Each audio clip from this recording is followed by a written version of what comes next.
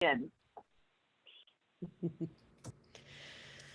All right, good evening, everyone. How are you today? My name is Kaya Morris. I use she, her pronouns. I am one of the co-chairs of the Just Transition Subcommittee, and we are calling into order today's meeting. It is Thursday, August 12th. Welcome, everyone. I hope this finds you well and enduring the loveliness of what our climate change is bringing to us today in our really hot weather here for August. So, if I can ask, I'd love to have the different members of the subcommittee, and if there's any staff as well, any state of Vermont staff that are online, to introduce themselves. Can I start off, Danielle? It's good to see you. It's been a while. Can you hear me? Yes. Fantastic. Okay. Oh, my thing just changed. Okay. Danielle Bombardier. I am a labor representative. I'm on the executive committee of the Vermont AFL-CIO, and I'm a union electrician. Thank you so much, Danielle. Going across my Brady Bunch here, I see Sarah. Here we go. Good afternoon, everybody. Sarah Phillips, Office of Economic Opportunity in the Agency of Human Services. I use she, her pronouns, and good to be here. Great to see you too. I'm going across my screen here. I see Iris. I am Iris Chung. I use she, her pronouns. I'm the youth member on the Vermont Climate Council and a student. Fantastic. Thank you. I see Liz. Hi everyone, I'm Liz. I use she, her pronouns, and I'm here as staff support. I serve with the Eco AmeriCorps program out of the DEC. Thank you. Claire. Hey everyone, I'm Claire McElveny. I use she, her pronouns, and I am staff support from the Department of Public Service. Thanks.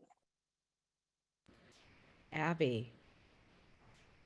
Hi everyone, I'm Abby Willard. I use she, her pronouns. I am the Division Director for the Ag Development Division at the Agency of Agriculture, Food and Markets. And I'm staff support for the subcommittee. Thank you, Abby. I see Marion with some gorgeous maps behind them. Hi, everyone, and welcome to my geological maps in the Catamount Room at the A&R offices in National Life, which is the physical location for this meeting. I use she, her pronouns, and I'm the Global Warming Solutions Act coordinator with the Agency of Natural Resources. Fantastic. I see Chris. Hi, Chris Campen. I'm Executive Director, Wyndham Regional Commission. I use he, him, y'all pronouns. And I was appointed to represent municipal interests. Fantastic. Thank you. Good to meet you. Y'all, I love it. I see Jane smile. Hello, Jane. Evening, everybody. Jane Lazarchuk. I use she, her pronouns also, and I'm the director for the Global Warming Solutions Act. Thanks for having me. Thank you. Amanda?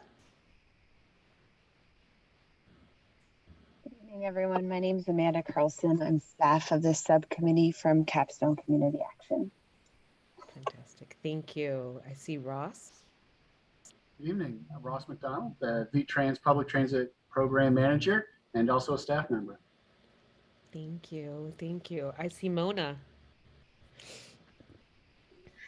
My name is Mona Tulba, and I work as a cultural broker and interpreter for ALV, and I am new to this. Fantastic. Welcome, Mona. So excited to have you. Very, very welcome to be in your company. Thank you. Thank you. Virginie. Hi, I'm Virginie Diambo. I use she, her pronouns, and I am with CVU, Champlain Valley Office of Economic Opportunity. Thank you so much. I see Becca. I'm just a member of the public, but I'm Becca Custer, and I'm Vermont Natural Resources Council AmeriCorps member. Fantastic. Thank you. Is there anyone else? I believe I see a couple other members of the public that are here today, but I don't want to miss anyone if there's other staff online.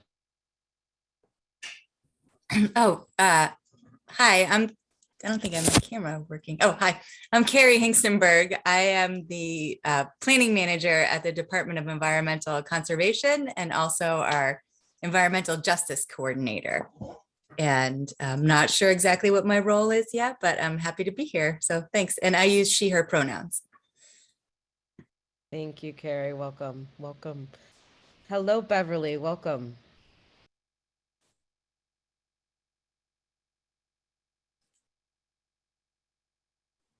Hello.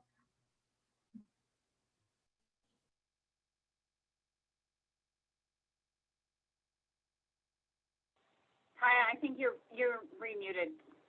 I am. Thank you for that note. I appreciate that. Are there any other staff or subcommittee members that I've missed on our roster here today? All right. All right, welcome. Thank you very much. Jane, I saw you. Oh, I just unmuted because I wasn't sure if Amanda spoke up for herself. I did. I missed it. I did. Thank you, Jane.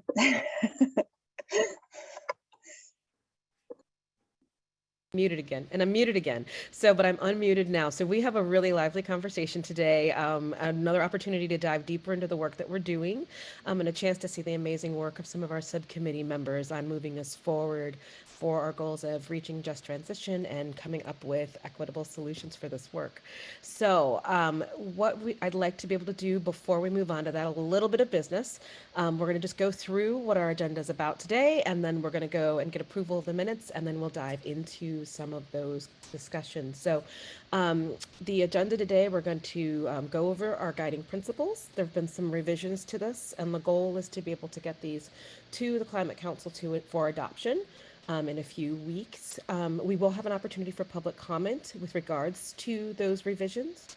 We're going to also hear back from members of other subcommittees and those that have been attending other subcommittee meetings, the steering committee, and full council with some updates from our director. And then we're going to talk about public engagement, which is important.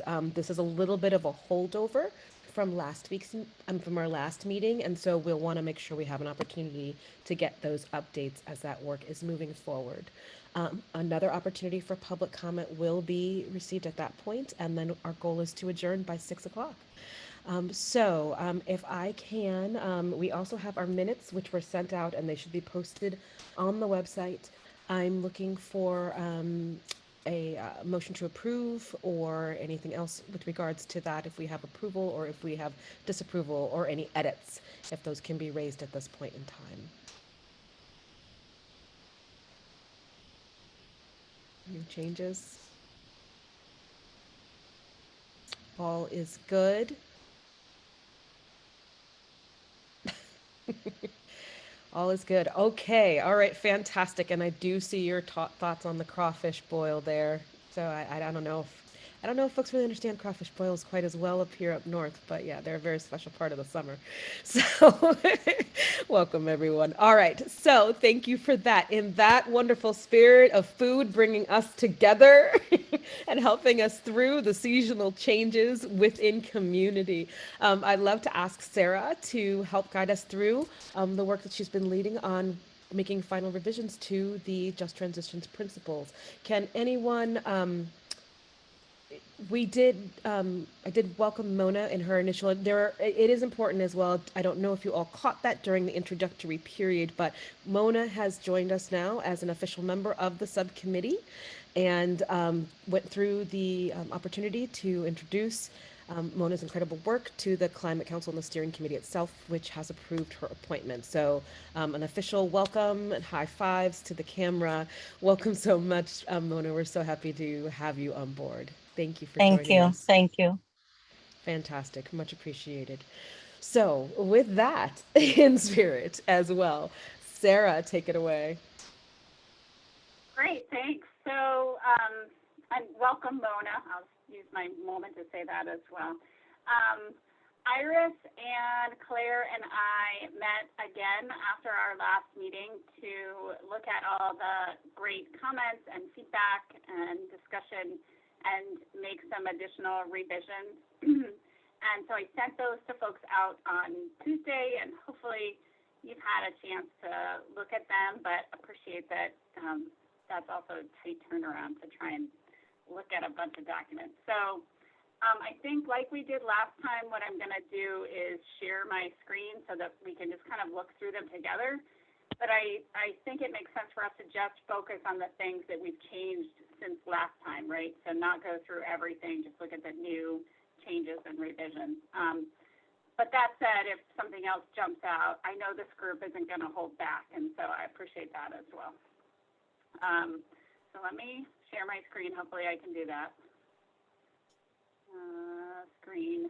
This screen. All right. Okay, so that's where we're gonna start. We're gonna go with this one first. Okay, so this is, as folks just remember, that the goal here is that we provide a summary of all the different comments received and our response to those comments. Can folks see this okay? Did I make it big enough? A little bit bigger? Okay. Okay, great. So this is just our summary introduction. So now don't get dizzy as I scroll through it. This is not new. We didn't really make any changes to this. There was a great point made to this comment that people were looking for data to help understand. We're saying data doesn't be available, and just so our response to that was that, yeah, we appreciate there's still gaps in data, and the Science and Data Subcommittee is part of what their work is is to identify and fill information gaps, and also there's other ways to get information besides this data. Beverly, I think it was Beverly, apologies if it wasn't, pointed out a great sort of point that, like, hey, actually, you know, there also is a ton of data out there, and like people need to take responsibility for looking at the information that exists. So we went back and just added that statement to the starting point for this. Doesn't mean there aren't still gaps, but obviously we want people to say, hey, there's a lot of information out there. And then we thought what we would do is there's a whole resource section to the principles, folks might remember. And Amanda is working on pulling together what that list can look like. And we thought we could add some great links to, you know, information online that would have some of this information as well that we can include in the resource section so that people are pointed in a direction. Sarah, can I just ask you a quick question since we're talking about the resource section? Is this resource section, is the intended audience fellow subcommittee members or general public? Or fellow council members, sorry. I think that's a great question. I don't know what other, before I jump in and respond, I wonder if others want to respond to that.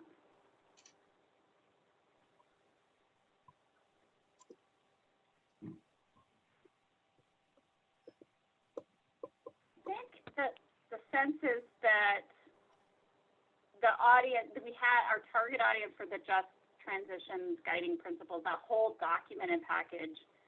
My sense is that our target audience is our fellow council members and subcommittee members who are doing the work. But obviously, it reaches a much broader group of people. It's a public document, and conservative. But I would welcome sort of feedback on that if I haven't had that thought about. Yeah, Beverly. Don't these go into public documents and the public can look at them? Yes, yeah, totally, exactly. I think that's what I'm saying is that's not the primary audience, but there are definitely public documents, and you're right, Beverly, the public is definitely looking at them. Okay, that was my line of thinking. Thank you. Okay. Oops, I got way too many documents open as always. Okay, so hopefully that is a good update to that. I'm just gonna keep going, try to scan the room. Okay. So we also, so we talked about this last time, the sense that folks were saying the principals did not do enough to emphasize that the status quo was inequitable and harmful. And so, we pointed back to where we did kind of address this, and then we took that feedback and updated our assessment question. So we updated our assessment question to say, or create a future that's more equitable than the unjust status quo. And then this last time that Iris and Claire and I met, we think that it was the will of our group that we also add something to the rubric that that was trying to get at that assessment question. So we added this statement to the rubric as well. Questions about that? Okay. Okay, this one is we had a great conversation on this one last time around global climate justice, right? This is an interesting topic for us. And so last time we talked about this feedback that people gave about how much the principal should be addressing global climate justice. We're still playing with the idea of like, what's the intentionality? And I think people were coming at this sort of global climate justice piece from a couple different intentions and what they were trying to say. So we tried to respond in that way. So what we did is we added that if the intention is to encourage the Climate Council to think about impacts outside of Vermont's border, the subcommittee agrees that this is important, right? So we just wanted, I think that's, our subcommittee has, come clearly to that agreement. So we added that just to clarify sort of our position. We already had this statement in here that says we recognize that. And then we added the statement around, because there was a suggestion, the specific suggestion to add a question around, like, does the recommendation make a meaningful contribution, setting an example for other communities. And so we added the statement that we discussed last time, which says, the subcommittee agrees that Vermont can be an example for other communities, states, and nations. However, the goal of the Climate Action Plan is to recommend good policies for Vermont, not to set an example. I think we discussed that last time. Hopefully that statement is clear. Okay, so there was something in the chat box. I'm not doing a great job monitoring the chat box, so. Oh, not to wordsmith, Chris. Do you want to, let me go back to that and maybe you can just say your comment out loud. Sorry, this is going back to the,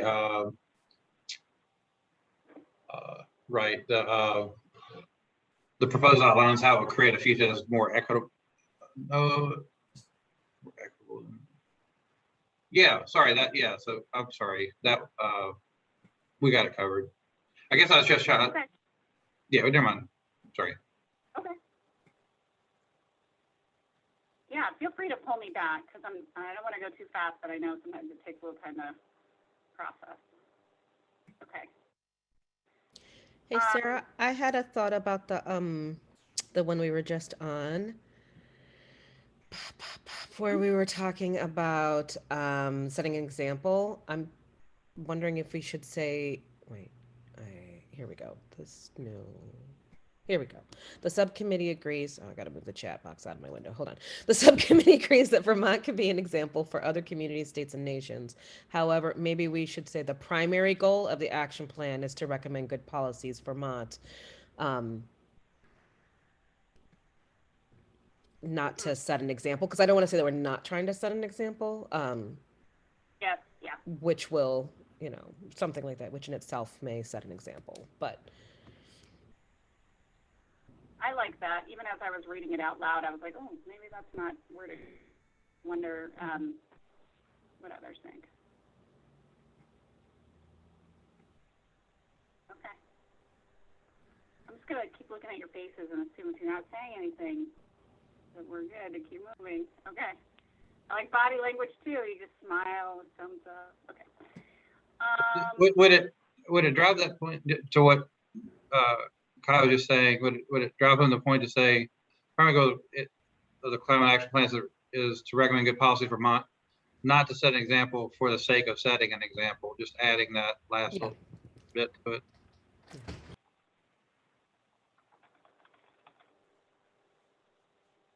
Okay. Yeah, I think that's the intent. That maybe is a little bit more clear. Okay. I like that. All right, so then the other thing we did that we added was we didn't add this question as proposed, but instead, based on the conversation we had last week, and so I think we want to test this out with you all, we added something to an existing guiding principle. So I think this is the principle as it was already written, potential, so I'm just going to scroll a little bit, potential impacts, benefits, and burdens of recommended climate actions are identified and shared publicly.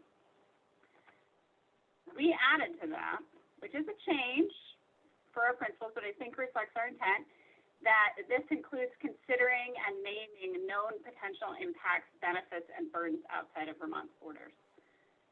So Iris and Claire, help me here, because I think that our intention in this was to, again, try to thread the needle and say the scope of the sort of equity assessment is not to have people go down the rabbit hole of like doing an equity assessment of all potential impacts in the whole globe for every recommendation. But there are cases where there are known impacts outside our border, and we want to be transparent about those and not pretend that they don't exist. And so the biggest one, I think, for the elephant in the room is Hydro-Quebec, right? And so we just wanted to sort of create space that said, hey, that's actually still really important to name known potential impacts, benefits, and burdens outside of Vermont.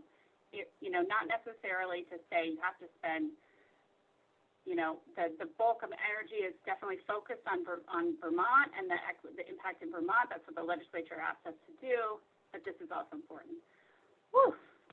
Claire and Iris, did I get that right in terms of what we were thinking about here?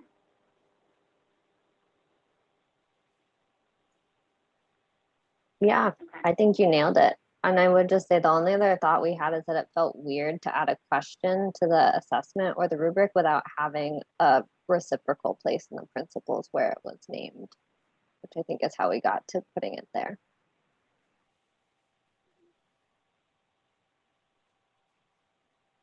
Okay. All right, still threading the needle here, and just want to recognize that this actually feels really important to a lot of subcommittee members, and so it felt like we just didn't have it in there enough. Okay. All right, I'm going to keep us going. So I just want to say we did not add a concrete example to this one. This is around how individual action is accounted for in the principles, and then we had this whole statement around, yeah, okay, individuals take action, but individuals take action and their actions are influenced or limited by government and business actions. And so that's the focus of the Climate Action Plan, and that's where we're focused. And we had talked about whether or not we wanted a concrete example here. Claire and Iris in the end, we didn't add one, but we just wanted to bring it back if folks had thought about that over the past couple weeks of an example that we wanted to add here. And maybe it doesn't need one, and that's okay too.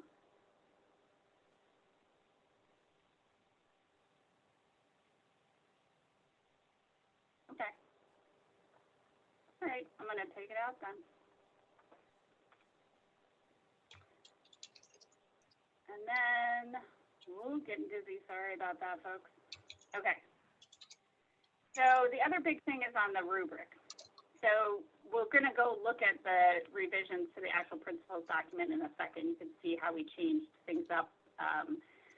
But we also included those changes here in the response, right? So we said the subcommittee made changes to the rubric based on feedback received to help support its utilization.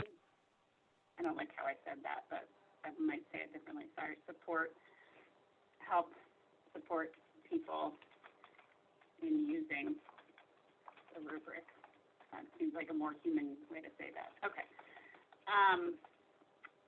Adding a section for comments and additional narrative in the rubric itself, incorporating the rubric into the guiding principles document to more clearly show how the principles, the questions, and the rubric are intended to work together, providing a description of the 1, 2, 3 ranking, and adjusting the recommend yes, no to a recommend yes, yes with changes, or no. And so we talked about those last week. I think that's pretty straightforward. You love how I'm wordsmithing my own words. I'm sorry about that. When you say it out loud, you know, it starts to, you can kind of catch things. Anything else there? Okay. And then we added, so this was great feedback that Virginia had given that wasn't necessarily in response to somebody else's comment. It was just sort of like our own dialogue. So we added it at the end to say that we additionally reflected on the initial draft and made the following adjustments based on subcommittee member suggestions. And so we added this introductory paragraph to the impacted community section that, Virginia, I'm hoping gets at what you were saying, and we can look at it in the document to make sure. But we just, I think it was a point well taken and discussed last time around that we were kind of missing this piece that, like, hey, some people might just be focused on meeting their own basic needs, and that could impact their ability to also focus on long-term adaptation to climate change. And so hopefully we've phrased that in a way that makes sense. Virginia, I love your feedback. Yeah. Thank you. That's perfect. Okay, great. All right. So, wow. That feels good because we take what you guys said and we came back and talked about it. It feels good to bring it back to you and have you guys reflect on that and say, we got it. Let me just bring up the document itself. Okay. So this document looks a little bit different. That's just the table of contents. So let me move through it. This is not a new change, so I'm not going to review that. We just swapped these sentences. It just looks, remember that.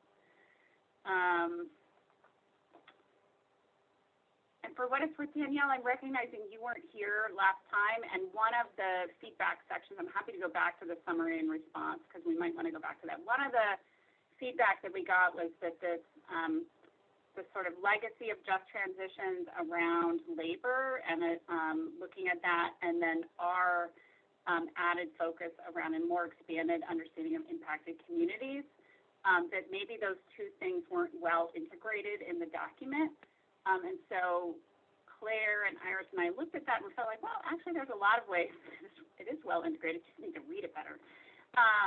But then, you know, that's not nice to say that to people giving feedback. So we actually did make a few adjustments on that as well, and I didn't know if you had other people care about this issue as well, but because you weren't here last time, I just wanted to see if you had any specific feedback on that. I did look through the changes and I thought it flowed really well and captured the ideas that we already had in place. Yeah, I think it's great. Looks great. Yeah, great. Yeah, thank you, because I don't think we thought they were substantial changes, but thanks. Okay, so let me just keep going here. That's not new. That's not new. Okay, this is new. This is where we added that new statement in, that we just looked at, sort of right in that intro paragraph. This is another new statement that we discussed last time. That, so we've just kind of beefed up that right there. I did want to stop though because there was some additional feedback. Gosh, it's gonna be hard for you to read this if I do this. But so that we didn't discuss last time that came from Judy. And so I don't know if folks can hear. I can scroll. I'm making you all Disney. Okay, so this is Judy's feedback where she was saying that Judy was noting that there's not maybe not a proper lead-in to saying what that whole little word cloud visual is really all about. And it needs to be framed so that it doesn't have a negative connotation. Like something like it's not a non-exhaustive list of folks and you need to, so, and also that could be stronger in the rubric itself. So we actually, so we should discuss that a little bit, and it may just be about rearranging things a little bit. So I just want to propose that we actually do say it's not intended to be an exhaustive list, but that might be lost by the time you get down to the word cloud. And so it could just be about rearranging the page a little bit, or there could be another way, something else to add or say here, but would love people's feedback on, I think Judy's comments well taken. I think that's our intent, and so if it wasn't received by the reader, we should think about how to improve it.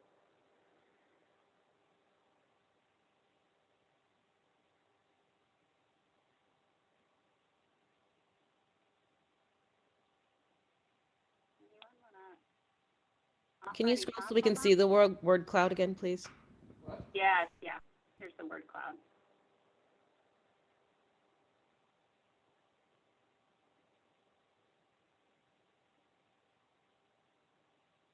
So the impacted, so the way that this is all on one page, right? Just to get, remember looking at this page. The first part has this intro paragraph. The second part says, here's what we mean by impacted communities. And then the third part is like a word cloud of like examples, right? Where we're trying to call out specific communities. Liz, sorry, I missed your hand.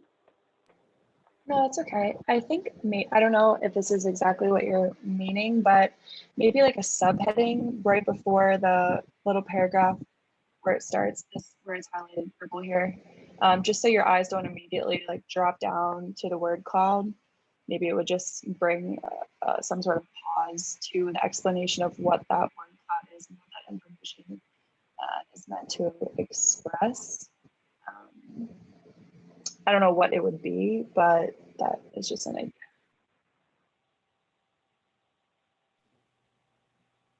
Maybe just a statement saying impacted communities, frontline and impacted communities. Something as simple as that.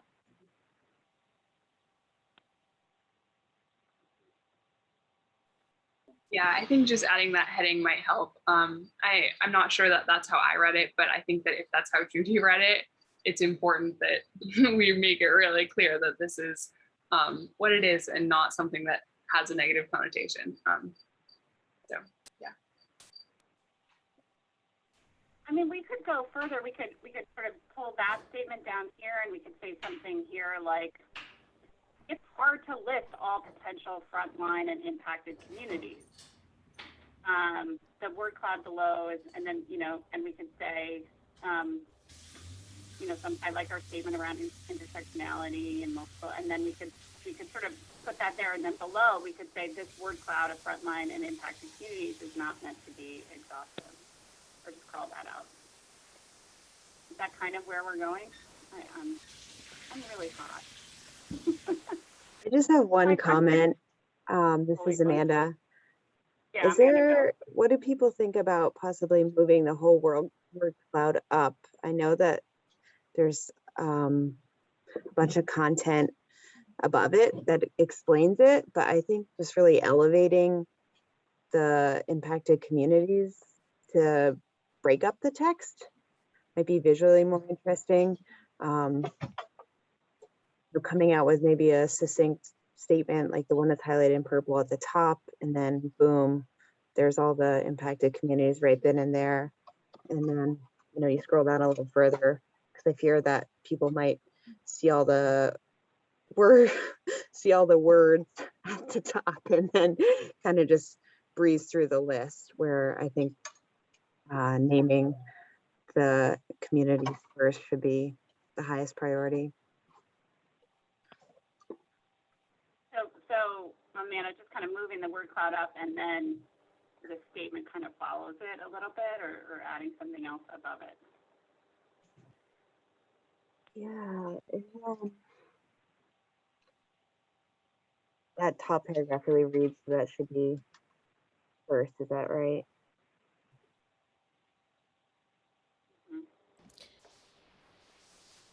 I'm wondering though if the disclaimer should be just a caption, like a literal caption, because we don't actually even say where we got this word cloud from. We just have it there as a visual.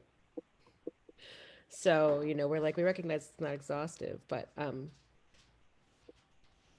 should we have a just if it somehow contextualizes the fact that there is a word cloud, like why is that word cloud the visual? Why is it a graphic in this? It's not a map. Like, what is it? You know what I mean? It's not a bar chart. So that this word cloud provides an example of impacted communities is not meant to be exhaustive. Is that kind of like, why is there a word cloud at all? Yeah, okay.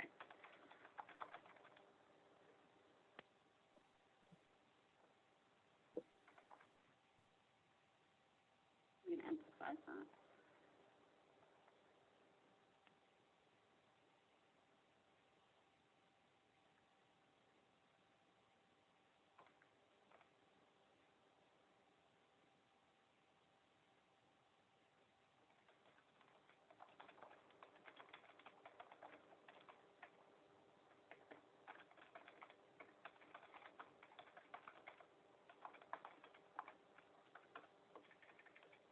Kind of separate it out a little bit there.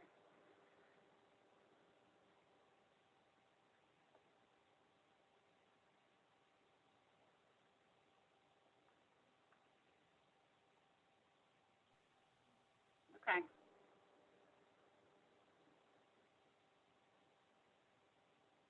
Okay.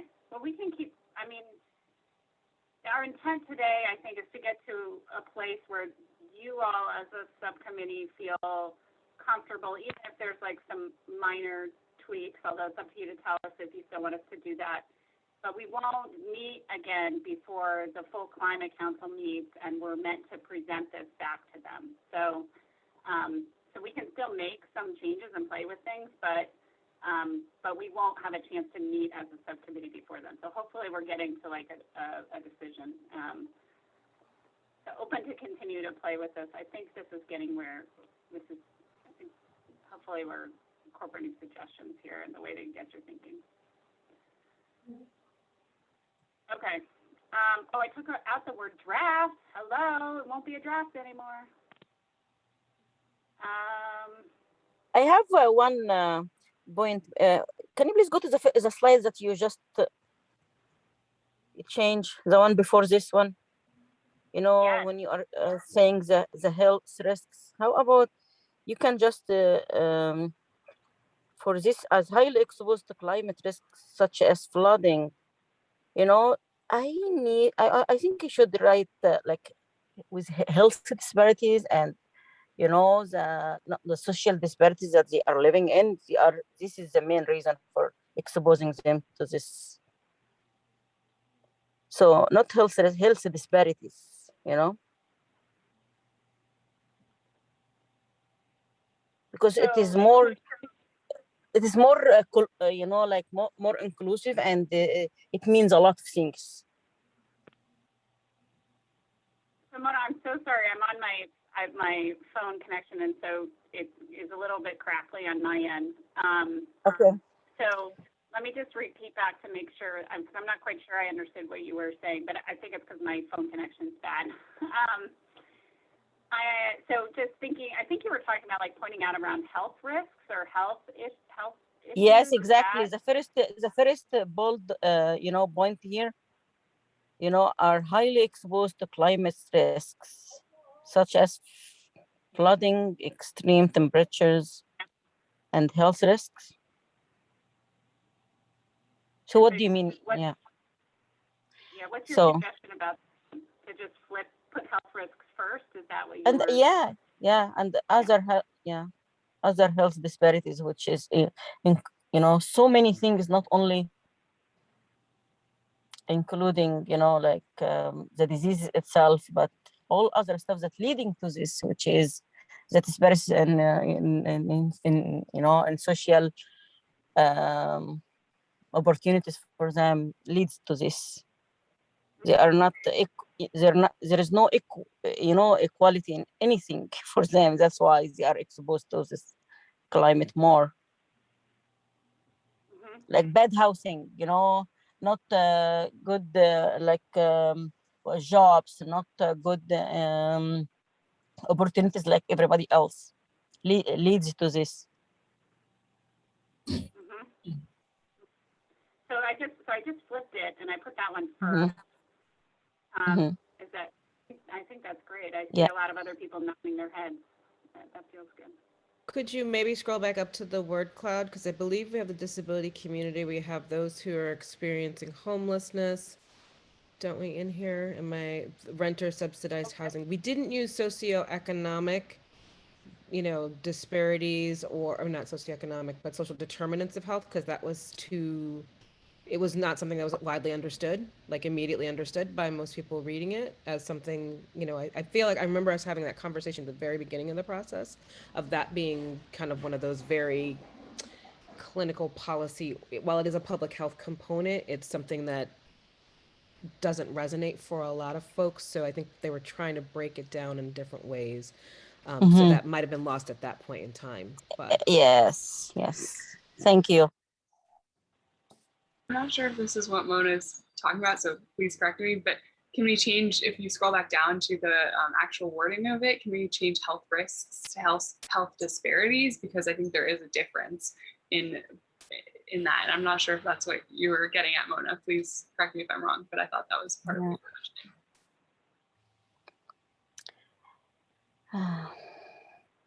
Well, I just want to need it.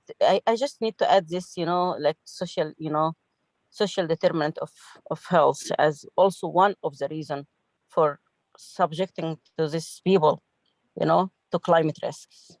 But I don't know where should we add this.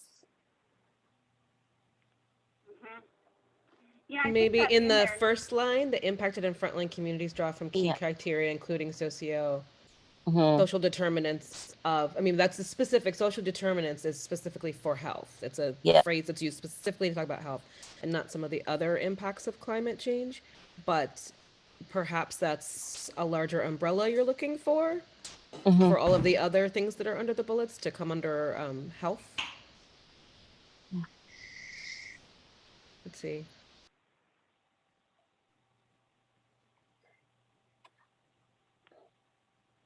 We could say we could just say health impacts is maybe a broader term. I think like you, Kai, I think you're right. I think that social determinants, a lot of us know what that means, but a lot of people don't really know what that means. And so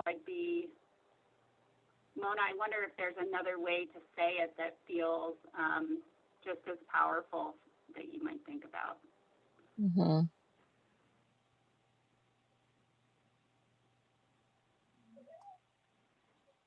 So when I hear social determinants of health, I'm thinking about all of the impacts on people's health that don't really have to do with medicine or genetics or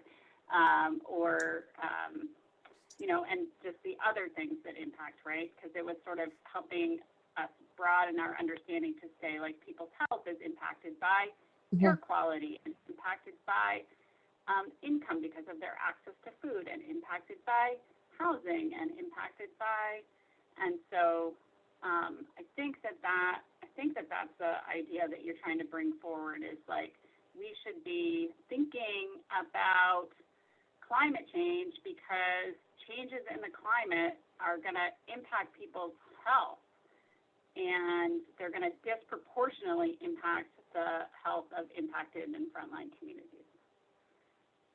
Yeah. So I think I like this, health impacts. I like this one. You like impacts? Okay.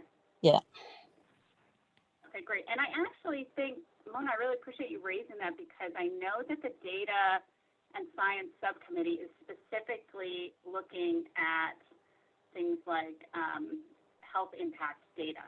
So I think that calling it out as health impacts, I'm glad you raised that. Yeah. Okay. Great. Okay, so this is the statement we talked about adding before. So this is where it's added, just so you can kind of see that. Added under the first principle.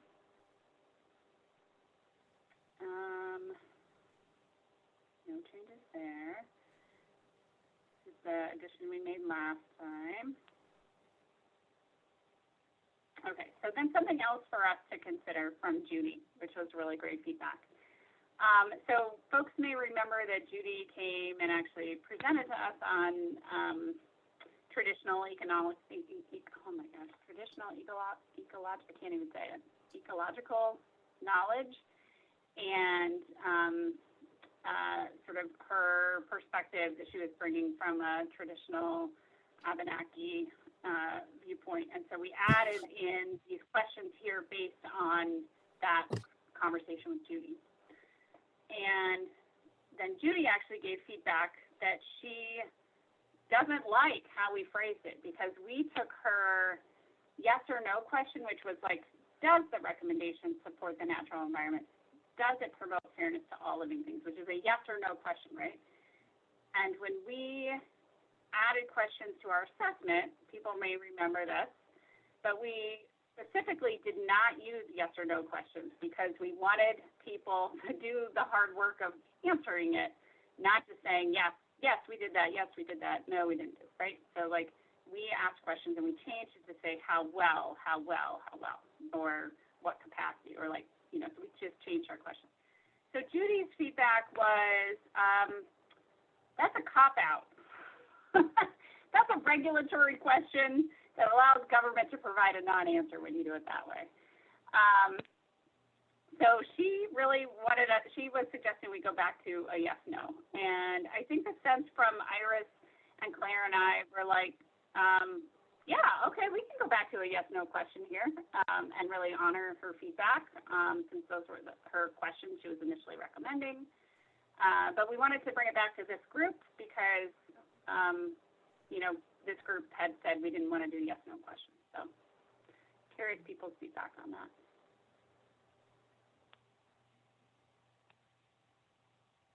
So instead of saying how well, it would just say does, right? It would take out the how well.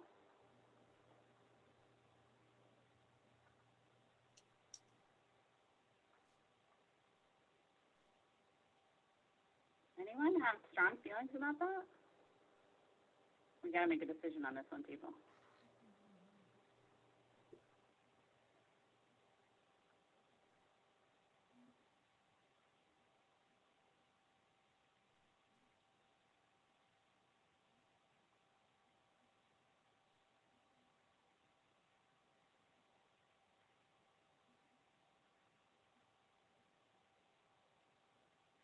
Okay.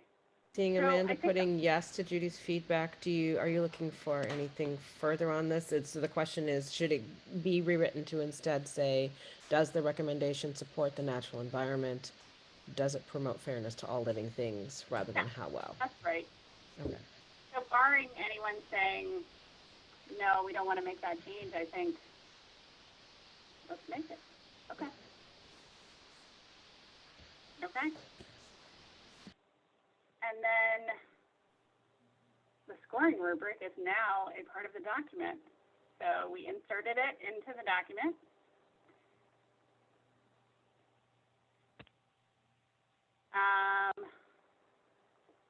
So the new text that we added here, we took out some text that was redundant because it was from the previous section or from, so we just, but we added some new text where we said in areas provided for comments, the rubric allows for a score of 1 to 3. And then this is something for discussion.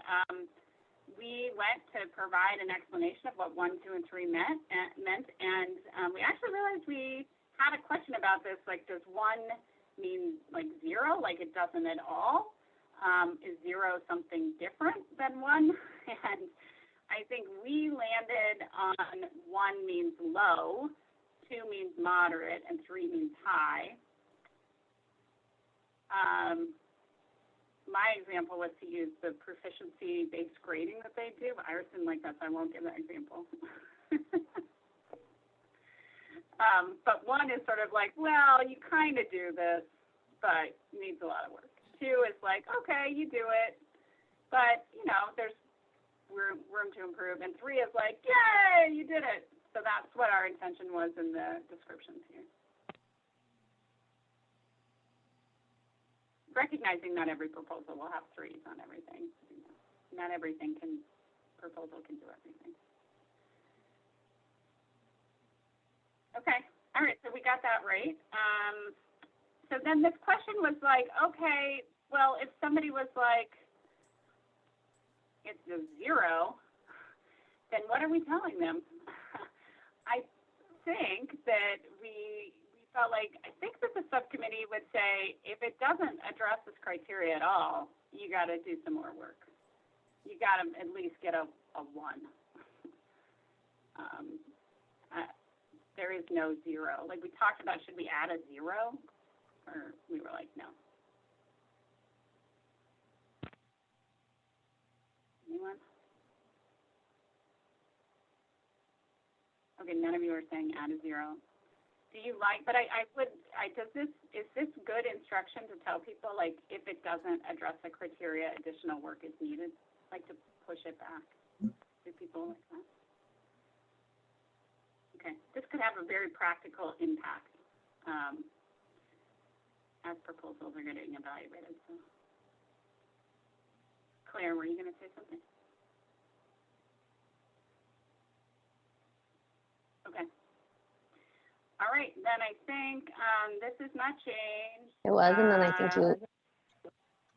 Yeah, okay. This we talked about, we added this into the rubric.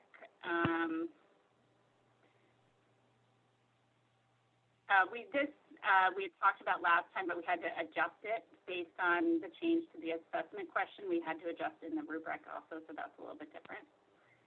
And then adding that other question changes it from 20 to, instead of 20 to 60, it's not 21 to 63, but that's just a small thing. And this is the other change we talked about making. And that's it. And then we need to add our resource section. So I'm going to stop sharing my screen. There's a lot of chat box, and I did not do a good job monitoring the chat box. I'm sorry. You're good on the chat box. Great. I think that's it then. I mean, wow.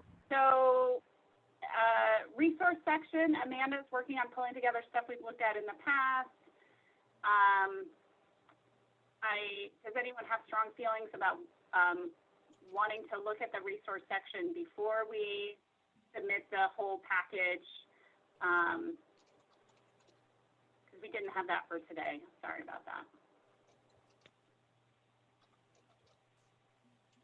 Okay, but also happy to just send it out to the full group, and then if folks have, before we submit it to the Climate Council, and if folks have, like, want to look at it and be like, oh, maybe it triggers like, oh, we should also include this, or oh, I don't think that one's appropriate, maybe you can just give that feedback to me, and I'm happy to work with Kaya and Sue to kind of finalize the resource section if you all would empower us to do that. Okay, that way people can still weigh in on it. Sounds good. All right, then I think we're good to go. Okay, I'm handing it back to you. Wow, everybody, thumbs up, high fives, brava, well worked. Such amazing work. Thank you so much for doing that on behalf of our committee. Truly, truly grateful.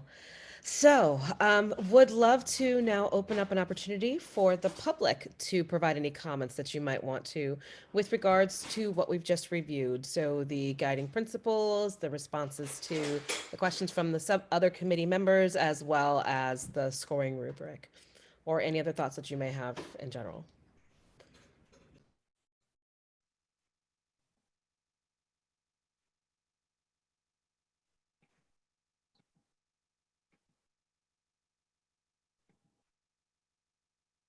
Okay, feel free as well. Know that this is an open forum and you're welcome to ask questions within the chat or send emails to Jane or to Sarah or to myself or to Sue Minter, and we're happy to also answer any other questions that you might have moving beyond this moment. So fantastic. Okay, well, thank you so much for that wonderful tour, and we're very excited to move further with that work. So now going to give an opportunity. We're ahead of schedule, which is lovely, but we're going to hear back from other folks who have been participating in other subcommittees, or if there are subcommittee members from other subcommittees here. We'd love to hear from you, and then also some updates from Jane. So are there, can we go through a little bit from some of our committees? Anyone want to report back on what's happening with ag and ecosystems? That's me. I'm not sure. If Abby, please jump in if you have things. But we are doing our work. We had some good conversations there. I think that we're doing some work in the subtask groups right now around our goals and how we're setting goals that are different than the mitigation, I'm sorry, it is really hot. But we are looking to set some goals around sequestration and mitigation that are different and sort of frame up what we want to see in the years that we are going to be evaluating greenhouse gas emissions. And so we're working on that and trying to figure out how pathways fit into that. And then just generally continuing on with our work as scheduled. Thank you. Thank you for being there for that. Appreciate it. Anything, Abby, you wanted to add? Nope. Okay, thank you. Anyone tuning into cross-sector mitigation? This is Chris. I was able to attend only about 30 minutes today. They moved times to early Thursday morning. I had a bunch of the meetings scheduled, but they're getting more deeper into the pathways, and then also conversations with the consultants about what data to support, especially the mitigation, greenhouse gas mitigation efforts and reduction, and getting into a lot more detail around the different sectors that they're broken up into. So sorry, I don't have a lot of in-depth information. There was another meeting yesterday about the data, and again, I was able to participate all of like 15 minutes. Marianne may be a better person to update you on that. I should have just punted to Marianne in the first place, not taking your time. Or Jane. I figured Jane may be tired of talking about it. Well, maybe only just as it relates today is that for all of you interest, I do think that there was an issue identified around the role of liaisons and perhaps bringing forward concerns and actual, like trying to figure out where equity specifically is being brought up, or more broadly, other issues identified in one subcommittee being voiced then by a liaison, and whose role is it in responsibility. And Judy brought up issues that she's brought up repeatedly in ag and ecosystems, and felt like she's been told cross-sector was dealing with these issues. And she came to cross-sector today to sort of find out that they hadn't been discussed in detail. And I think that was a failing a bit on our role, liaison role, in bringing those up. I also think it was a question around timing and where and when to get into the details of her concerns, since they're specific around actions, really. And that hasn't been discussed much yet at the committee. But regardless, I think there is a need to consider how issues raised at one subcommittee are ensuring that we're raising them in the appropriate or our obligated subcommittee to deal with them. And I think that was really important, and that's how the meeting wrapped up today. And I will say they did have what felt like really the most substantive conversation around what could lead to action items today for the first time in the transportation space. And equity was certainly a component of that conversation. And yeah, I would encourage folks to watch the video if you're interested or have concerns or want to think about how we do better by some of these issues. So I know Judy wasn't really satisfied with that conversation. Just to you, Jane, can we be sure that they will set up a time in cross-sector to have that conversation more fully? Because I don't think that she was really responded to. She was sort of dismissed in a way that was like, oh, we'll deal with this later. This is not a conversation we can have now, and we don't have time, in a way that was sort of, yeah. Can we be sure that there will be another agenda item possibly at the next meeting for that? I can ensure that in our work planning conversation on Tuesday that we'll talk about how to discuss it with the full subcommittee. Because it does feel like there were a lot of offers for individual conversations, but that it really felt important. And that's what I'm hearing from you again too right now, Iris, that it be discussed in a public, open process with the full subcommittee. And I agree, that makes sense. Thank you for that, and thank you for the roles that you all are playing as liaisons in these subcommittees. It's important for us to continue to make this a transparent and inclusive process, so that those other voices and perspectives are actually really helpful. So thank you, and thank you, Iris. You're always coming through for folks. So grateful for you.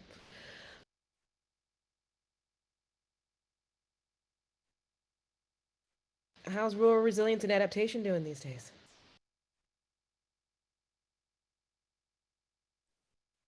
Any reports back from there?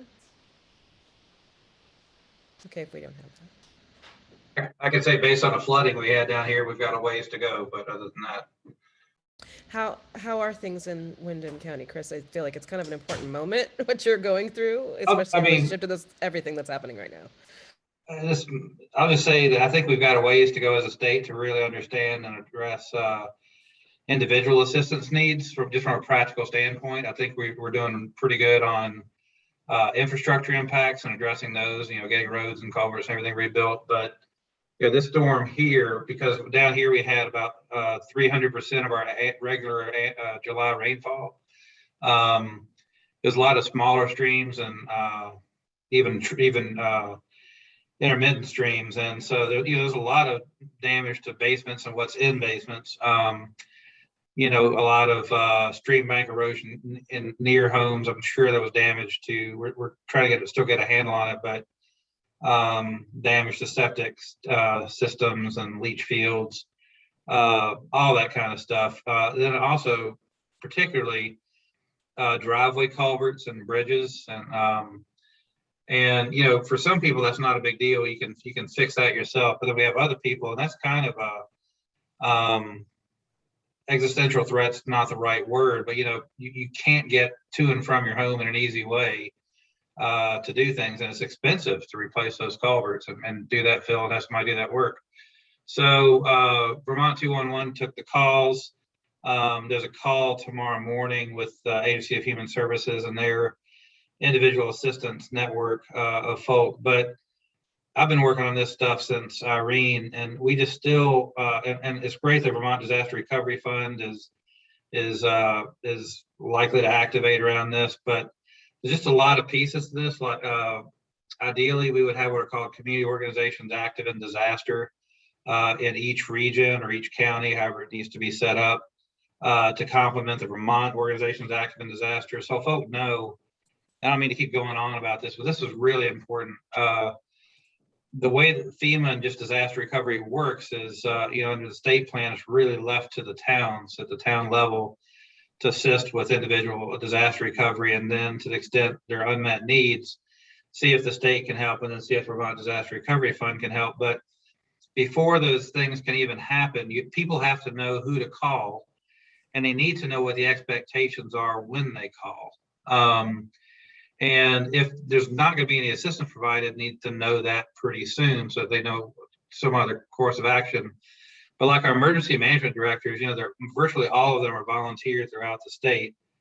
And, this is not something that happens every day. We're not a state like a southern state where, in any given year, a tornado takes out a town. And I'm not being funny. I mean, we just don't have those big disasters. We're not used to that. And in other places, you've got these robust social networks that can respond. Oftentimes, if you see a hurricane or something, you'll see like the Southern Baptist Convention trucks and trailers down there providing meals and clothing and shelter and that kind of thing, or pumping out basements, or the Mormons, or some other, maybe a mutual aid organization that's doing it. And we just don't have that network. And to the extent that a lot of our traditional institutions, social institutions, have kind of declined, especially in rural areas. We need to figure out what works for Vermont. So I know Rural Resilience is aware of this, but we have a real world example. This is probably the biggest. It may be second to the flooding up in Lowell a few winters ago, but this was probably the widest spread individual assistance disaster we've had since Irene, meaning individuals and households that have needs. And I think there are a lot of lessons to be learned from it. And a big part of it, frankly, is just communication. So didn't mean to go that far into the weeds, but to my mind, this is, the people who suffered injury, these are examples of the future frontline communities, and they're not really easy to identify because the behavior of, they were talking today about the intensification and acceleration of the hydrologic cycle, which may sound all goofy science stuff, but just things are happening so fast, and things are just so going to one extreme to the other. You may not know you're a member of the frontline community until you are. And there's just a lot of other stuff. Just, it's hard in a state where things are so diffuse and there's not, kind of a uniform media presence like we used to have when we only had like 2 channels of television and a few radio stations. And that's all you got to really help people, understand what they need to do to prepare. We're going to do a public forum down here about the importance of flood insurance if you can afford it, because in case folks don't know, if in a flooding situation, it's flood insurance that's going to pay for the damage. Nothing else is. So anyway, I appreciate you asking, Kaya. We're working on it, but it's definitely a teachable moment. Thank you so much, Chris, and thank you for being out there on that. And I do appreciate that. And that was actually a little note, Sarah, when we were talking about how to define the frontline communities. I was almost thinking that there needs to be something to say that might change over time. And I'm sorry that you're experiencing this, because after all that good coordinated work coming out of COVID, we should have been ready. Like, that was the one thing we were screaming about is we need to get these networks ready to go. And we had it for a minute, and I don't think it was sustained. So these are the pieces that we're talking about when we're thinking about this. So I'd love to hear, Marion, I know you've been waiting on cue to kind of share with us. I'm sure this is part of your thinking right now in that committee, or that committee's thinking anyway. Yeah, and thanks, Chris, for outlining that. I think, I don't want to say that the storm was timely for rural resilience's conversation about goals. Maybe it's the other way around, but they, the same as Iris identified with Ag and Eco, have been spent last week and are taking this week as well to think about measurable goals so that we have sort of benchmarks at that 2025, 2030, and 2050 marks about what do we want resilience and adaptation to look like in our communities. And they had a really great conversation sort of starting at the high level saying, what do resilient communities and those that have been adapted to climate change look like in 2050? And a lot of the conversation was around what Chris just highlighted around social and community networks that are, able to respond and help their neighbors during disaster, communities that have been removed out of the floodplain. So they're not those frontline communities that inevitably get hit every time we get those hydraulic events. Thinking about that sort of big picture and almost viewing it as a visioning process about, what are all these actions taking us towards for 2050? So they're along the same lines as Ag and Eco, thinking about those goals. And I will say that both Ag and Eco and Rural Resilience will present those sort of larger measurable goals at the next Climate Council meeting. So encourage folks, if you're interested in providing feedback or sort of seeing what the goals are going to be for those groups, that they're going to be talking about that at the next Climate Council meeting. So that's been their focus. And then they have canceled their meeting on Friday or tomorrow just because a number of folks are out of town, but are going to sort of continue the process on working on these goals and circle up next week to really finalize those before the Climate Council meeting. So yeah, it ties in well to what Chris just identified. Thank you so much, and I appreciate that. So I just wanted to share real quickly a couple things in the chat just to make sure folks can see them or hear them. So the question was asking Chris if the efforts that he described are typically undertaken by local hazard mitigation committees. And Chris has shared that the typical model is that the community organizations are active in disasters, so they typically work. The problem is that they require a lot of effort to stand them up and get them ready to act, and there's only a few in the state. And it's my understanding that the Precision Valley one might go inactive once their current chair leaves, and the Upper Valley Strong is the strongest by far. I know we've looked in the past to Red Cross organization, coordinating efforts, but we don't have centralized. We were supposed to. That was all of that stuff that was supposed to happen with AmeriCorps and their database system in the state, and I'm frustrated. So that's another conversation. So thank you all for filling us in on that. Just real quick, if there was anything from science and data that we wanted to share, and if not, then I will pass it to Jane.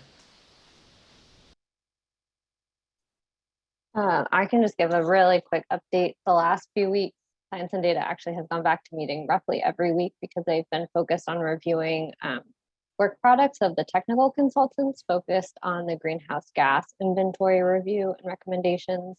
And actually, I missed the portion of yesterday's meeting focused on that. So Jane, if there's anything to report on, I'll look to you, or Marion, I know you're both there. And then yesterday they got an initial overview of the report on the social cost of carbon and cost of carbon model. I think that those two are joined together, which has implications, as Jane has highlighted, around the discount rate, which has kind of, I don't fully understand it, so it's hard to explain it, but has implications for how we value and assess impacts in the future versus today.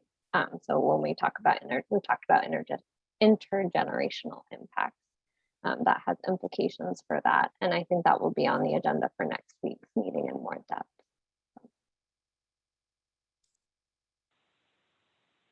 That gives me so much happiness, Claire, in a way that you don't understand it fully.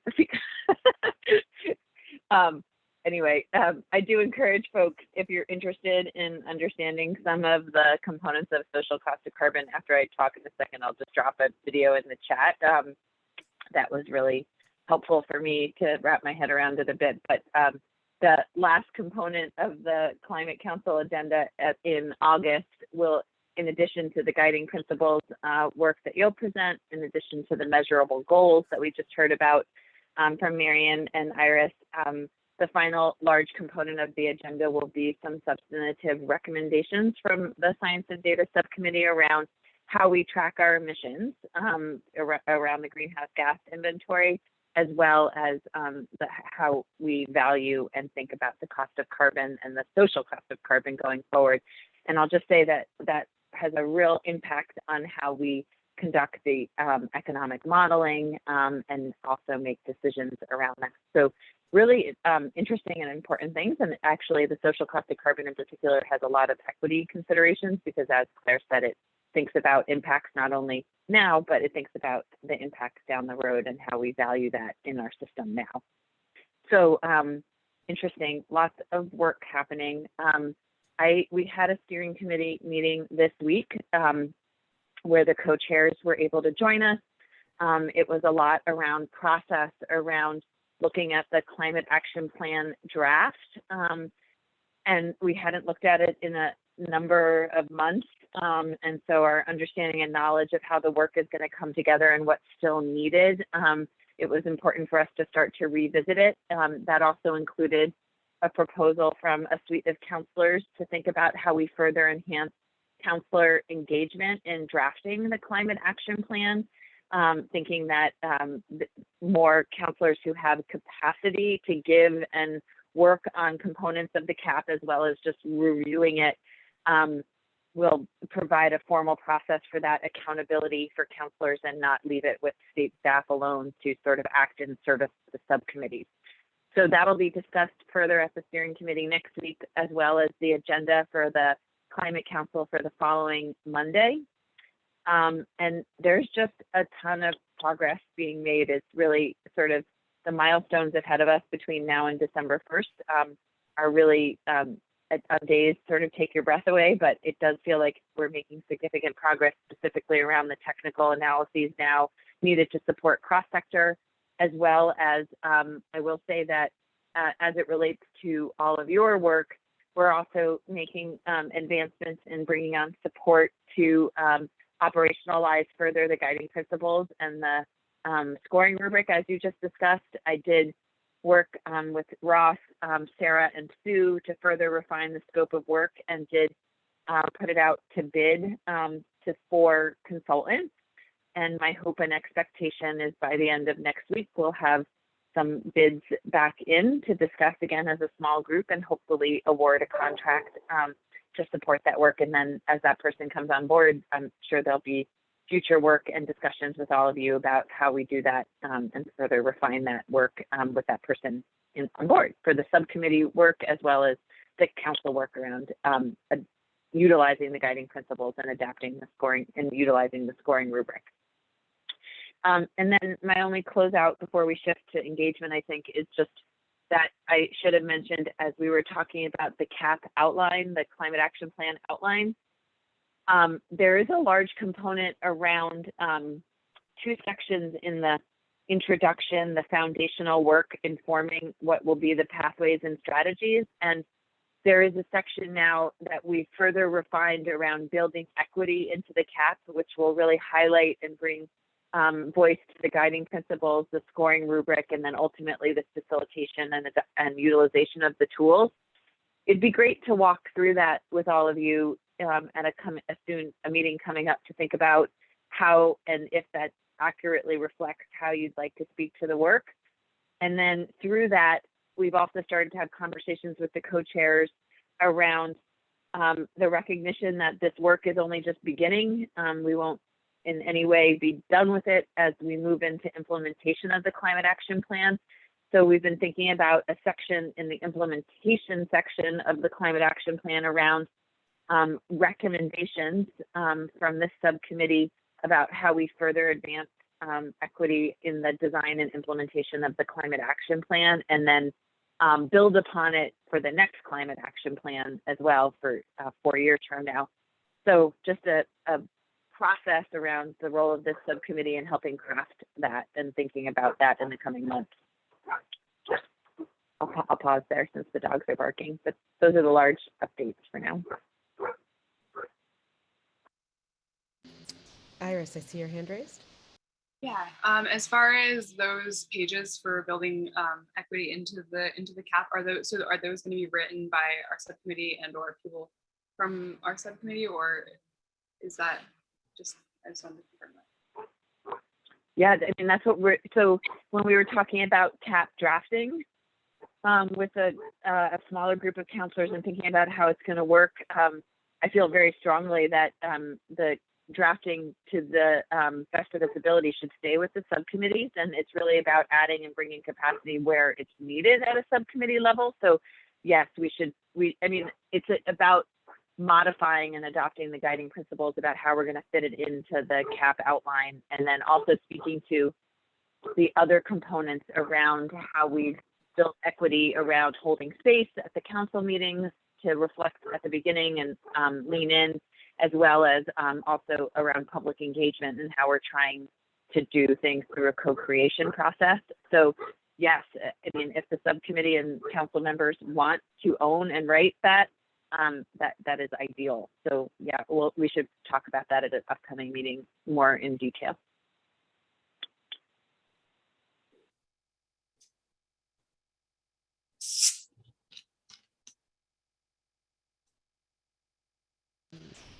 Any other questions?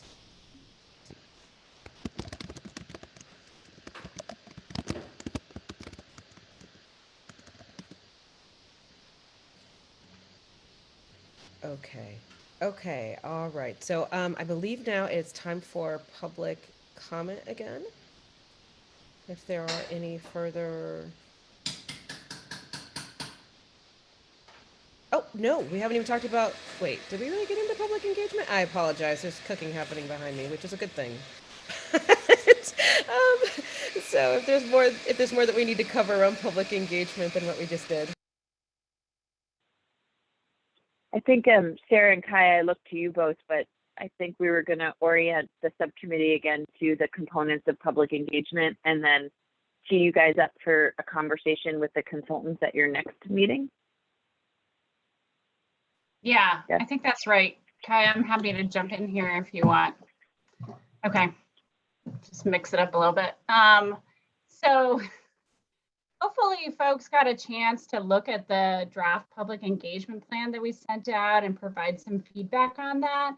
It was really helpful to understand the work that the consultants have done so far and then how they took that information about what they're learning and are thinking about moving forward. So I think folks remember we just barely started to talk about this last time and didn't really have time to get into it. But there's a couple, and I don't have it in front of me, but there's a couple themes that I think stood out to Kaya and Sue and myself that we discussed at our last co-chairs meeting. We just wanted to raise up for all of you and to hear what your thinking is. So the part of what they're working on this month is this, what's called collateral, but it is essentially materials, information, slides, you know, how to talk with people about the work of the Climate Council. They're putting together some materials about that. And those are materials that I understand from their plan are also going to be translated, because I think we've lifted that up and they feel strongly about that as well. And then they're working on that this month, and those materials I think are going to come back to us at our next meeting with the consultant. And then in September, they're doing these meetings where they're going to facilitate some public engagement meetings. So part of the plan has always been recognizing that in Vermont, maybe everywhere, one of the best ways to reach people is to go to where people are, right? Not make them come to where you are, not necessarily have another special meeting, but bring the conversation to where they are. And I think the spirit of that is recognizing that there are lots of different meetings and lots of different places where it would be great to bring this work of the Climate Council to those spaces and engage people and help them understand and know about the work that's happening and how to get involved. And so a couple things came up on that. One is that it's not an expectation that all of us on this subcommittee would go out and host events, but some of us might want to engage our communities, right? And so I think it's a little bit of a question of like, what kind of support would we need to do that if we wanted to do that as we think about engaging our communities? So that's maybe one thing to think about a little bit. Again, not an expectation that we do that, but just a recognition that this is a group that probably wants to do some of that work. So that's one thing I think we could discuss tonight if we wanted to a little bit, is like what kind of support, if you were thinking about talking about the Climate Council with, if you were thinking about talking about the Climate Council with other folks or with other groups that you might be involved with. So the one that Sue has used is like, she has a board. Her board includes people with lived experience.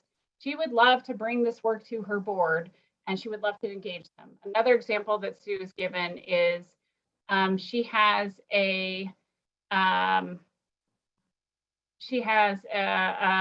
Start has Head Start Policy Council, right? So Head Start has parents that are part of the Policy Council for Head Start. And so there's a great group of people that already meet regularly where someone could take some of the materials or just bring this conversation to the Head Start Policy Council and invite them to, one, could use it as a way to just start a conversation and invite them to come to the meetings in September.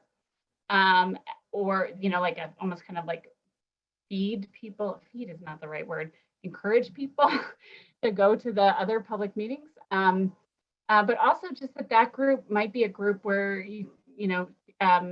Sue or someone on her team might want to keep going back to that group and bringing information back to them. So those are just some examples to think about. And I think part of the question on the table is, in what ways do you all as subcommittee members want to be involved in engagement, and in what ways do you feel like you need some support to do that?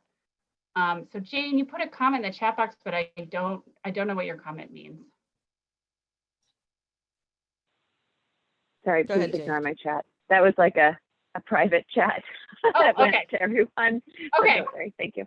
I was like, no. But I would love to follow up on some of what you're saying, just to offer some more details around some of the specifics as Marion and I have been formulating that with Climate Access and Rise. If that now makes sense, yeah. Please go ahead. Thank you. Okay, so everything Sarah said was right on. I wanted to give some context around the events and then speak specifically to the events that Sarah's talking about as opportunities to go into your community, specifically around already established events and bringing the conversation to where people are. So first, I just want to say that the collateral materials that consultants are working on right now, they intend to share with you all as the primary audience for feedback and conversation on, as the subcommittee responsible with supporting the agency and oversight of those that contract. So I hope that they'll come in 2 weeks and present on those materials. We also have had a lot of interest from council members around being able to see and influence and know what those materials are. And so we intend to offer the opportunity for a subset, a small group, a handful, like 2 to 3 counselors to join in that conversation as well, so that they can see the collateral, offer any feedback as well. So recognizing that we don't want the collateral to go out to the full council and have everybody weighing in on it, it's a discrete conversation at this point. That collateral is really intended for the 7 statewide events that are the focus of our engagement with Climate Access and RISE. We have 4 hopefully in-person events that we're intending to do the 3rd week or last week of September. Those dates have been picked now, but we're working on where each one of those will be and thinking about locations, and we're hoping to empower folks who participated in the roundtables originally to co-host, help lead those events, so that it's not the state inviting people in, but it's community organizations that are invested in those places to help really galvanize and get people to come in to speak. I know Kaya has been really astute that in addition to finding extra events, that it'll be a really great role to think about how Just Transitions can help get folks to those events on our behalf too, so that feels like one role, those larger statewide events. Just to round out the picture and complement those events, we're also doing stakeholder engagement events, which are more targeted at technical expertise around specific and reaching out to sweeps of stakeholders around specific like themes of pathways and strategies that are likely coming from the different subcommittees. We've already had our first one this week that Claire really was instrumental in helping, which was collaborative between the Public Service Department and the Climate Action Plan, specifically the electric sector. So Liz Miller and Ed McNamara, who are leading that in cross-sector. We have 2 more collaborative events with the Public Service Department around buildings and thermal and transportation. And then we're doing the same kind of events for ag and ecosystems and rural resilience. And we're finalizing those tomorrow, but it's looking like 5 more stakeholder events around land use, around infrastructure, around community resilience in rural communities. So those are the kinds of flavor of those more specific events. And then finally, we heard some pushback from some of you, but also other subcommittees, that like too much asking of subcommittee and counselors felt burdensome around really pushing hard community events and asking subcommittee and council members to do those on our behalf. And so we're really, while we see those as so important and valuable, we really feel like it's whatever people have to give for capacity. And that collateral will also have a toolkit with it that has a facilitation guide, feedback forms, as well as some other tools to help you be empowered to go and deliver the message to your constituents. And specifically, we talked to Climate Access and RISE about doing a training to train the trainees around that, and an evening inviting people in. I imagine it would be co-hosted with Just Transitions, but doesn't have to be, but it could be, and we're going to talk about this in 2 weeks. Invite people in, also have it recorded so people can watch it after the fact, go through those materials, and outreach around inviting people to that training. Also really targetedly ask about these events that feel really important to get to by all of you, so that we can create a calendar and think really strategically about which ones are really important for us to think about how we get there, how we find a representative from a subcommittee to go to, or how we stand those up. So there, because we only got 3, and I think 2 of them might actually be on the subcommittee, 3 people on the council and subcommittees who gave any feedback on the public engagement plan. So we didn't get a lot of events, even though I'm hearing informally all the time about events. So we're hoping we could ask that very targeted question and also stand up a training to encourage people to do that, or be supported by Marion and I where it makes the most sense to do that.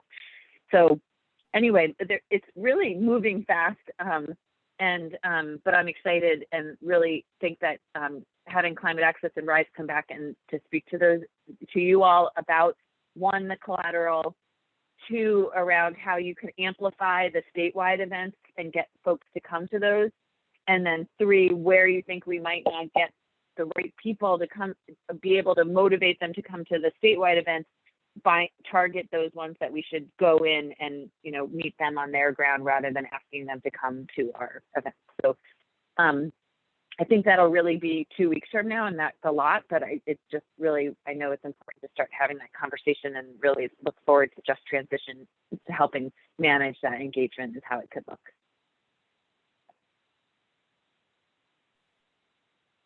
So I think the question for us is like, I guess not a requirement or an expectation, but how many people are thinking about like groups that you're a part of that you might want to, talk about this work with them at those groups? Okay. Yeah, me too. Okay, that's great. And then as you're thinking about those groups, what would be helpful for you? Like what could I think you just heard Jane talk about some examples of what's being worked on, but anything else that people want to throw out there that could be helpful for you? Maybe you don't need anything, but. Amanda. You're muted, Amanda.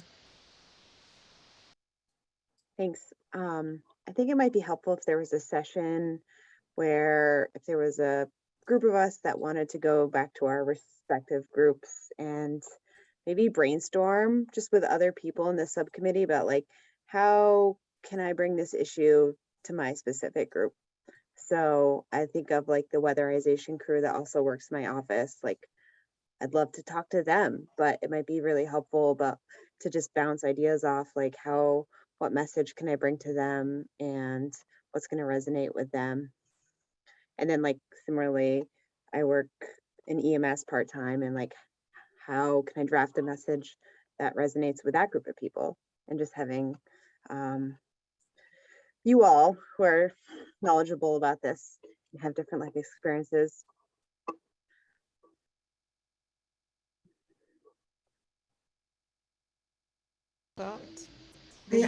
Yeah, I'm really interested in inviting a member of this group to our racial equity committee at CVOU. That would be great. This committee is, the role of this committee is to facilitate the implementation of DEI concept at CVOU. So it is important to have this information, especially since we have a weatherization program here, and our data does not show much of our of the BIPOC clients, seeking for those services. So that would be great to have that information. Beside of the Racial Equity Committee, I am a community leader in my community, in the French-speaking community, and it would be also great to disseminate this information because people are really, a lot of people are focused on accomplishing the basic needs as food and, everything that we already named. So there is maybe I would say an unfamiliarity with the topic that we are, talking about, energy and climate change. So there is that unfamiliarity that we can talk about. There is also the fact that this is not really a priority for people who want to meet the basic needs. So there is a lot to do, and I would love to have community meetings where we can, have these conversations.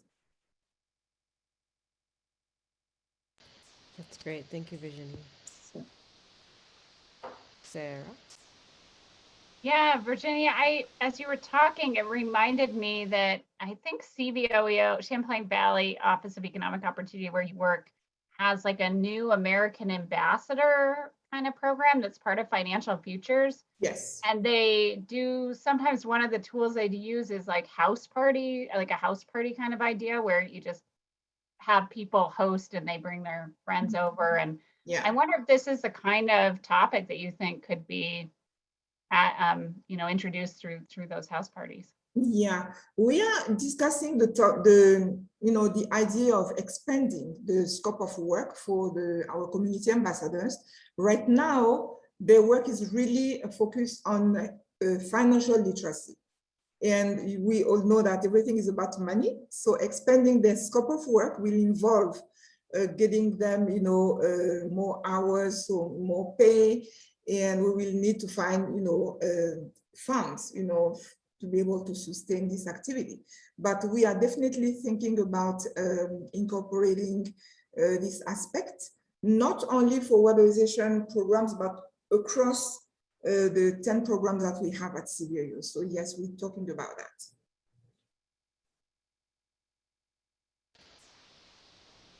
Thank you.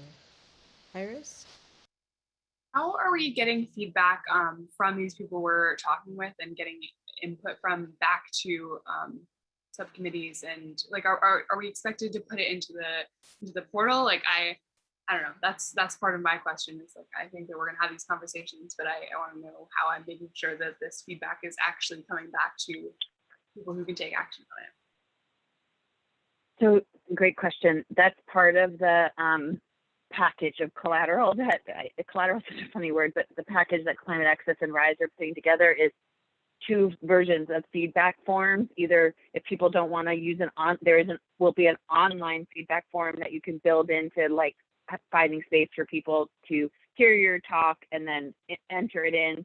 But if people aren't prone to using internet, there's also paper feedback forms that you can bring with you as part of your meeting or input to hand people to provide, and it'll be standardized so that we can use it. And that's why one of the things about these events, for the sake of it being rolled into the public engagement summary, they would have to happen by the end of September. That's not to say that we shouldn't keep doing this work after into October and beyond, especially as we roll out the plan over the winter. But for this specific round of engagement to inform action development, we would have to have the feedback forms by the end of September. And just to note on that process, are all of those going to be made available to subcommittee members? Like, is that whole everything from that they get is going to be made available and not just like select few that are illustrative? Yeah, well, I guess I don't know what you mean, but all the comments. Yes. Yeah. We should ask how they'll present that. But it seems like they'll be, the way that they've talked about is inputting it all into some kind of spreadsheet system that would track it all, but then there'll be a summary the way that they did in the public engagement plan from the roundtables and interviews where it was done by themes. But yeah, I would imagine it'll be somewhere. I don't know how they'll process that yet though. Okay.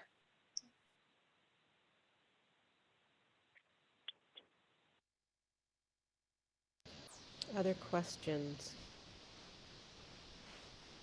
I do have a basic one. Where will we find the dates? Oh yeah, we only just saw the dates for the first time yesterday, and we're working on now knowing the dates, lining up the dates with the 4 locations that we're thinking about for statewide events. I'll just say that we're thinking about Windham County, Brattleboro. We're thinking about Island Pond, Randolph, and Burlington, Winooski as the 4 locations after a lot of discussion. Even though we're a little anxious about Rutland and Bennington not having a focal area, but a recognition that if maybe our only in-person stakeholder event around agriculture and farming will likely be in Addison County. So recognizing that the farming community will likely not want to participate in an online event that will probably travel to them. So that's one of our reasons for picking the other 4 locations, but just knowing it's hard to get everywhere. And then there'll be 3 online events too, I should just say. One of which is a affinity space for BIPOC. So with the Rutland and Bennington counties not being included in this outreach, how will you gain that feedback? Are you just going to work with partners to promote there won't be a feedback form, but like, is there an alternative way to try to get that information? So there will be online events. So we'll target online events in those areas. But I think you just elevated a really great point, because we won't have an in-person event likely in those regions at a statewide level. Those would be areas that we should and could prioritize going to existing events, bringing the materials with us to those rather than hosting one there. We tried really hard to think about like a central point for all sites. It doesn't exist. But it's so hard. It's hard because I was torn. I'm glad it's going to be one in Brattleboro, and Brattleboro is becoming increasingly diverse. I'm looking forward to opening up our census data, because I think it's going to show we've become very much more diverse than we have been. But then I was also thinking, well, that's an extreme corner of the state too. Would it make more sense to do something in Wilmington, so that way it'd be more central to southern Vermont? But I think what you're saying makes sense. Yeah, it's not easy, right? Well, I'd be interested to hear you all speak to this, but as we were talking about it, we were trying to really think about like what we wanted, and we were really trying to think about as much, like really getting as much feedback as we could through these events, but also having at least the 4 events themselves represent very geographically diverse areas of the state, recognizing we can't get it all, but that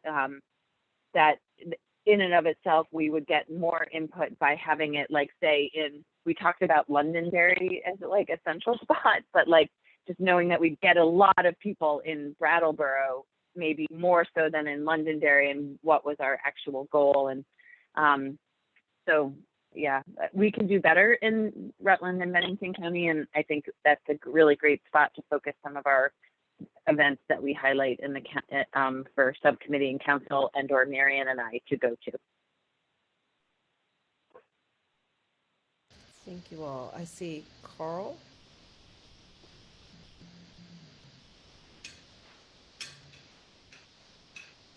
Hi, Carl. I don't believe we had a chance to be introduced. Can you unmute and introduce yourself? Carl Bayer, Rygate Energy Committee.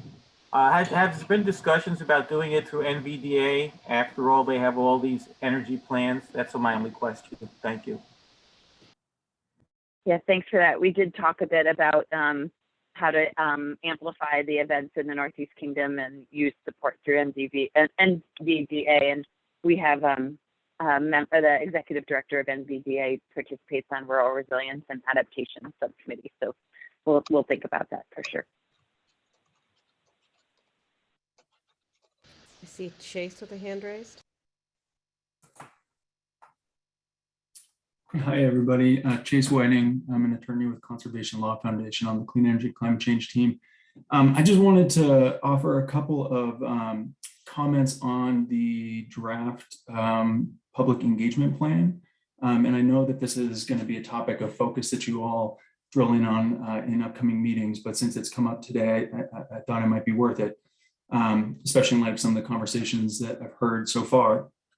So Conservation Law Foundation has taken a chance to go through the draft public engagement plan, and we are really heartened by the the effort that's been identified by current stakeholders to make climate council work accessible to folks through different forms of making the language itself accessible. So for example, the suggestion to make communications in plain English, we commend that. We think it's great. It'll make the Climate Action Council's work more broadly accessible.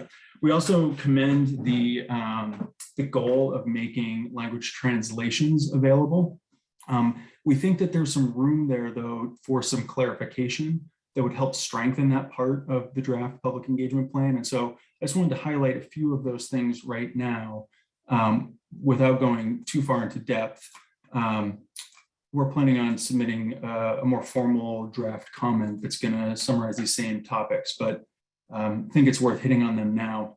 So the draft plan, public engagement plan now mentions using translators and translated materials in outreach efforts. And it also mentions that the Agency of Natural Resources is going to work with several state agencies to provide translation services in 9 languages, which were identified as Nepali, Arabic, Somali, Spanish, Swahili, Kirundi, Burmese, Mai, and Vietnamese. And we think these are great first steps. We just suggest strengthening them in a couple of the following ways. We think it would be beneficial to clarify the criteria that ANR is using to identify which languages are being selected for translation. It might be that those criteria need to be tweaked a little bit in case any languages are being left out. So, for example, earlier in the conversation tonight, it came up that the French language, for example, may be one that certain services could be beneficially provided in. And so as just an area to explore, we might want to take a look at what the criteria are in identifying languages. The second thing I wanted to raise as a comment is that the draft public engagement plan could be improved by identifying which materials are going to be translated. Right now, that's not really defined. It just says that outreach materials are going to be translated. And it seems that that could be strengthened by, at a minimum, saying that materials will be translated if they pertain to either information about opportunities and deadlines for public engagement, outreach, and public comment, drafts of the climate action plan itself, the pathways, strategies, and actions. And also, we think it could be really beneficial if folks with limited English proficiency or folks who speak other languages are informed that if they were to provide comments in their own language, that those comments would be translated into English so that they could be reviewed by Climate Council members. 2 more. Next, we thought that it would be beneficial if the timeliness of translated materials in relation to Climate Council deadlines was made a little bit clearer. So, for example, if there's a deadline coming up, a public engagement opportunity, or a deadline by which comments are due, if those deadlines were translated and those materials were widely disseminated with sufficient time so that folks who would want to engage could consume those materials in their native language and then engage in a meaningful way, we think that that would be helpful. If the materials come out a day or 2 before a deadline, they may not be very effective. And lastly, it could be useful, and we'd recommend that to the extent the translators who ANR is working with in the different agencies possess some knowledge about some of the technical aspects of the things that they're translating, that could also be, something that would strengthen the plan. So, for example, there's like so many wonky things. We were talking earlier about the social cost of carbon and, like what the reduction rate is, and that stuff is hyper technical. And so to the extent that the folks who are translating that material, whether they, come to that translation already equipped with the background knowledge, or they take some time to educate themselves on the background knowledge before doing the translation, we think that could be really beneficial too, because it would help ensure that the translated material really captured accurately the stuff that's going on in the Climate Council. So that sort of captures our initial thoughts on the draft public engagement plan. We're really happy to talk more about that later, and we plan on submitting some more formal recommendations in writing that are summarize these same sorts of ideas. So thank you very much for your hard work, everybody. We really appreciate it. Thank you. Thank you for that portion. I don't believe we have any other members of the public here. If there are any other folks that wanted to provide public comment, just want to make sure I'm not missing anyone. Okay, great. Well,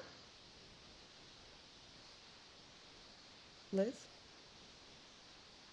No? Okay. I apologize. I'm just watching everyone to see if there was anything we needed. So this has been super helpful, a really wonderful and productive conversation. Want to thank you all for tuning in today for our meeting.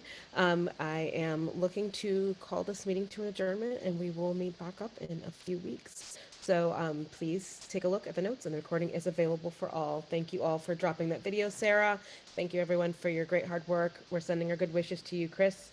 And please let us know if there's anything you need in the interim. Thank you so much, all, and have a great evening. Bye, Liz. Bye, Liz. We miss you. Bye. Thank you so much. I'll be keeping tabs. Don't worry. Good. Good. I hope so. See ya. Thank you, Liz. Liz, I did speak your praises to Carrie, and she signed off. But that Carrie, just so you guys know, Carrie is Liz's boss, and she's also managing the other work with Rejoice and Rad outside for DC, and it'd be great to pull her in, which I'm trying to do to support your subcommittee now that Liz is stepping away. Fantastic. So, thank you. Great job, Kaya. That was you guys. Thanks, everybody. Bye. Thank you all. It was great. Bye, guys.